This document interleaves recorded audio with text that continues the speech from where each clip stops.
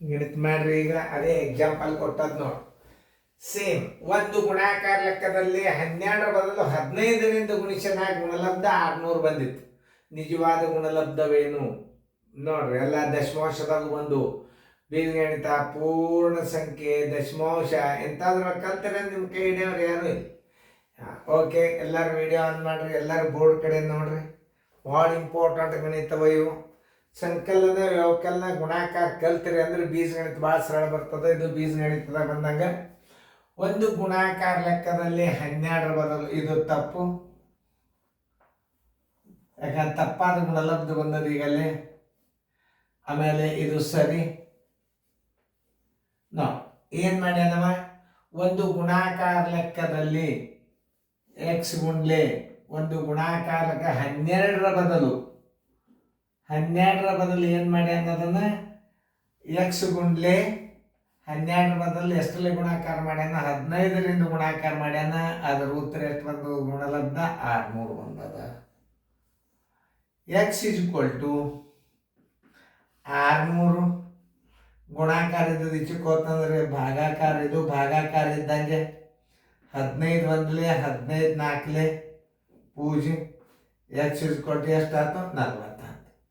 ಈ ಎಕ್ಸ್ ಜಾಗದಾಗ ನೀವು 40 ಇಟ್ಕೋಬೇಕು ನೋಡಿ. 40 ಗುಂಡ್ಲೆ 12 ಬರೋಬ್ಬರಿ 12 ನಾಲ್ಕಲೆ 48, 480.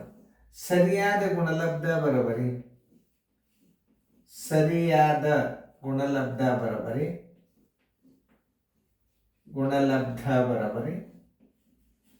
480. ಉತ್ತರ ಸಂಖ್ಯೆಯಲ್ಲಿ ಅದು ಹುಡುಕ್ಯಾಡ್ರಿ. 480 ಉತ್ತರ ಸಂಖ್ಯೆ ಬಿ ನೋಡಿ. ಇಂಥ ಗಣಿತಗಳನ್ನು ನೀವು ಮಾಡಬೇಕು, ಕಲಿಬೇಕು.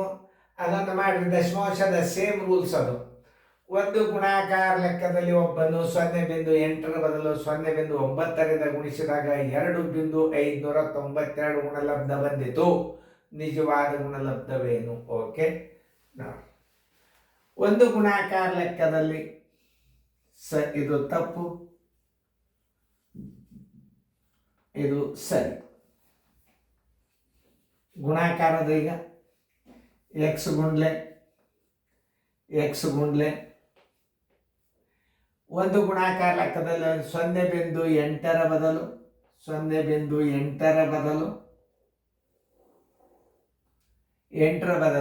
0.9ರಿಂದ ಗುಣಿಸಿದಾಗ 0.9ರಿಂದ ಗುಣಿಸಿದಾಗ ಗುಣಲಬ್ಧ ಎಷ್ಟು ಬಂದದ?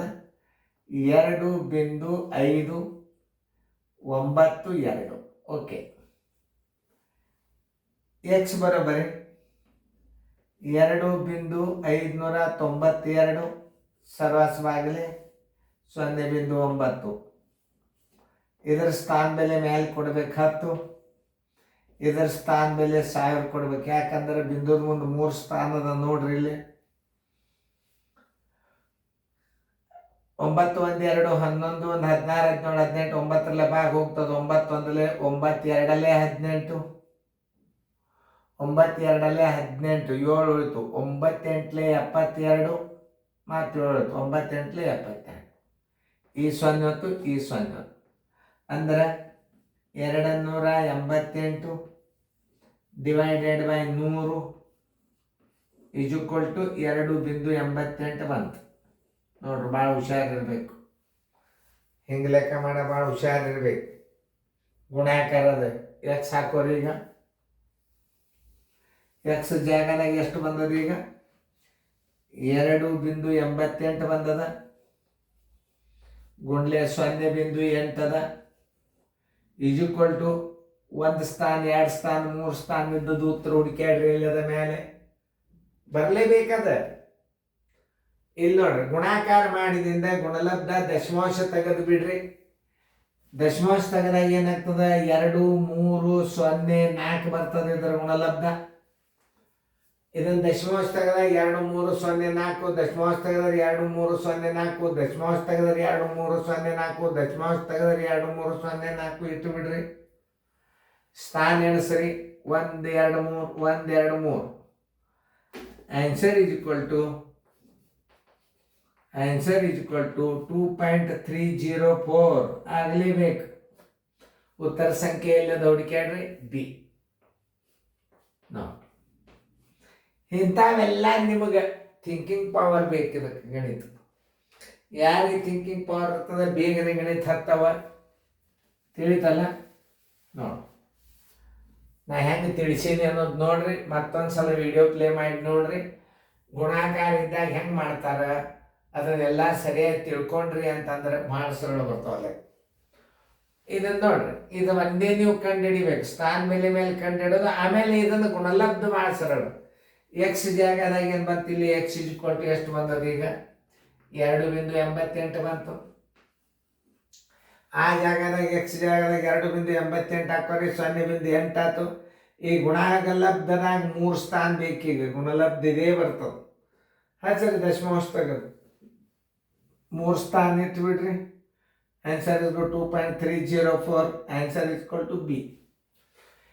ಹೆಂಗೆ ಲೆಕ್ಕ ಮಾಡಬೇಕು, ಹೆಂಗೆ ತಿಳಿಸ್ತಾರ ಅನ್ನೋದು ಇಂಪಾರ್ಟೆಂಟ್. ಇಂಥವೆಲ್ಲ ಗಣಿತಗಳನ್ನು ಕಲ್ತ್ರಿ ಅಂತಂದ್ರೆ ಎಂಥ ಬೇಕಾದಂಥ ಗಣಿತಗಳು ನಿಮಗೆ ಸೈನಿಕ್ ಸ್ಕೂಲ್ನಾಗ ಬಿದ್ದು ಅಂದ್ರೆ ಈಜಿಯಾಗಿ ಪಾಸ್ ಆಗ್ತಾರೆ. ನವೋದಯದಾಗಂತೂ ಅದೇನು ಹೇಳ್ಬಾರ್ದು ನೋಡ್ರಿ. ಈಗೆಲ್ಲ ಇವರು ನವೋದಯ ಚಾಲೆಂಜ್ದಾಗ ಒಂದೊಂದು ಗಣಿತ ಕೊಟ್ಟಾರ. ಭಾಳ ಬೆಸ್ಟ್ ಅಂದ್ರೆ ನವೋದಯ ಚಾಲೆಂಜ್ ಒಂದು, ಬಿ ಪ್ರಕಾಶನ್ ಬುಕ್ ಒಂದು, 2 ಭಾಳ ಉಪಯೋಗ ಆಗ್ತಾವ. ತಗೋರಿ. ಅದೇ ಮಾದರಿ ಕ್ವಶನ್ ನಂಬರ್ ತೆಗೆದು ನೋಡಿದ್ರೆ ನಿಮಗೆ ಕರೆಕ್ಟಾಗಿ ಅದೇ ಕ್ವಶನ್ನೇ ಇರ್ತವೆ. ಅದನ್ನು ಸರಿಯಾಗಿ ತಿಳ್ಕೊಬೇಕು ನೀವು ಅಷ್ಟೇ. ಯಾವುದೇ ಗಣಿತ ಇರಲಿ ಮಾದರಿ ಇರ್ತದೆ. ಇಲ್ಲಿ ಸೀರಿಯಲ್ ನಂಬರ್ ಬಂತಂದ್ರೆ ಆ ಕ್ವಶನ್ ಆಗಿರ್ತದ. ಹಿಂಗೆ ತಿಳ್ಕೊಬೇಕು ನೀವು. ಅದು ಎಷ್ಟನೇ ಕ್ವಶನ್ ಅದ ಅನ್ನೋ ಸಹಿತ ತಿಳ್ಕೊಬೇಕು ನೀವು. ಅಂದ್ರೆ ನಿಮ್ಮ ಗಣಿತಗಳು ಭಾಳ ಸರಳ ಬರ್ತಾವ. ಆಮೇಲೆ ತಿಳಿತಲ್ಲ ನಿಮಗೆ. ಗುಣಾಕಾರ ಲೆಕ್ಕದ ನಂಬರ್ ಎಷ್ಟದ ಅಂದ್ರೆ ಇವೆಲ್ಲ ಇಲ್ಲಿ ತನಕ ಆದದ್ದು ಗಣಿತಗಳು 27ಕ್ಕೆ ಎಕ್ಸಾಂಪಲ್ಲೇ ನಾ ಇಷ್ಟು ಕೊಟ್ಟ. 27ನೇ ಪ್ರಶ್ನೆ ನೀವು ನವೋದಯ ಚಾಲೆಂಜ್ದಾಗ ನೋಡಿದ್ರಿ ಅಂದ್ರೆ ಅದರ ಮಾದರಿನೇ ಇವೆಲ್ಲ. 27ನೇ ಗಣಿತಕ್ಕೆ ದಶಮಾಂಶ ಕೊಟ್ಟದ್ದು, ಪೂರ್ಣ ಸಂಖ್ಯೆ ಕೊಟ್ಟದ್ದು ಸಾಕು. ಮುಂದೆ ನಿಮಗೆ ಗಣಿತಗಳು ಮತ್ತೆ ಬರ್ತಾವೆ. ಇನ್ನೊಂದೆರಡು ಮಾದರಿ ಹಾಕ್ತದೆ, ಮಾಡಿ ತೋರಿಸ್ರಿ.